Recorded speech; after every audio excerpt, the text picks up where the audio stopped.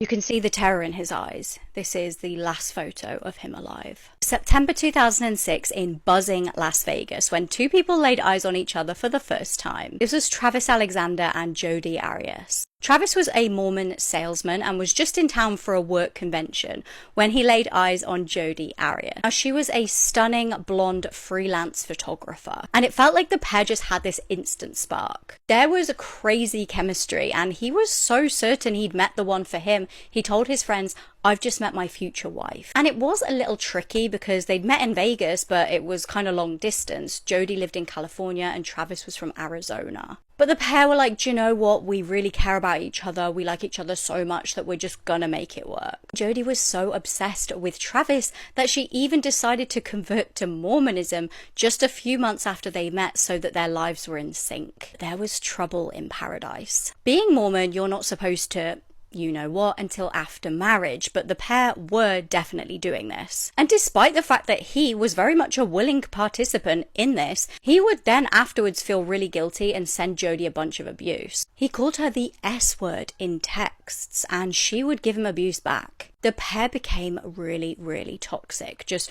constantly on and off, constantly really intense, and then really, really horrible to each other. And one friend said to Travis, "We're afraid we're going to find you chopped up in a freezer." Now, the pair just got more and more toxic, and Travis decided to call things off. He ended up deciding that he wanted to actually date other people instead. But classic toxic relationship, they did kind of stay in touch with each other and did meet up occasionally. And this kind of fueled Jodi's unhealthy, toxic obsession with Travis.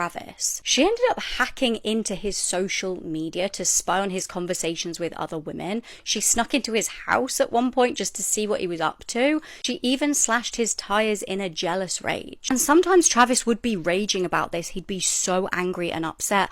And other times he'd just hop into bed with her. His friends were obviously concerned. They were saying, you need to totally cut it off with this woman. She's dangerous. And they were even more terrified when he replied to them saying, "Don't be surprised if you find me dead one day." On the 9th of June 2008, Travis's friends were all discussing the trip that they had planned to Cancun. Travis had been absolutely buzzing for this trip, so it was kind of weird that he wasn't answering their texts in terms of arranging it. He tried rationalizing it, but it got to a point where they just not heard from him in so long that they decided, let's just go around to his house and see what's going on. But as they opened the door and crept through the apartment, they were like, "Is that a bloody handprint on the wall?" Just meters away, Travis's cold, lifeless body lay on the floor in a pool of his own blood. I can't even imagine finding a stranger like that, let alone your best friend. And this was obviously no accident. He hadn't just slipped in the shower and fallen. He was in a horrific state. He'd been shot in the head and stabbed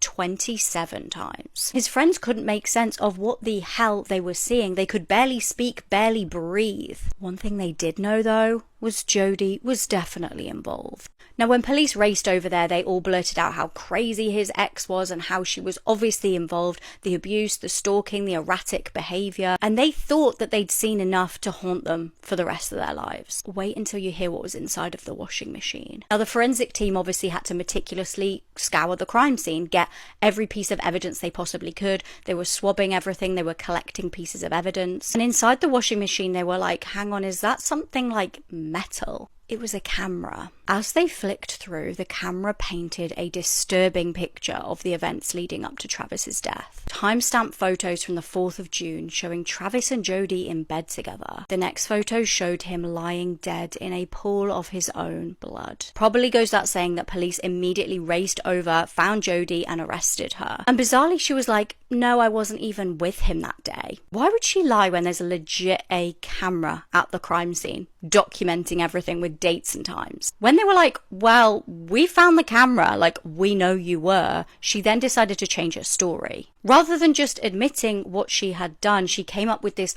wild kind of fictional tale about how armed robbers had broken in and threatened her and killed him. But nothing was stolen from the scene, and that still didn't explain why a armed intruder would then take a photo to document the crime. She did decide to plead not guilty, but then in court the prosecution was like, okay, it's just kind of a weird coincidence that a gun went missing from your grandparents' house the day of the murder. And it turned out it was the exact same weapon that was used in the crime. Also just a weird coincidence that your DNA, Jodi, was on that bloody handprint. She then tried to say this was all self-defense and he started attacking me, so I had to attack him back. Then the jury heard that Travis had actually uninvited her on the Cancun trip, and there were rumors that he'd invited another woman. The whole thing made a lot more sense. We've got a motive. Finally, people saw that she had killed him in a jealous rage, and they found her guilty. She ultimately did get given life in prison, but it will never bring Travis back. For more cases like this, I post a brand new episode on my podcast, The Born Investigation, every single week.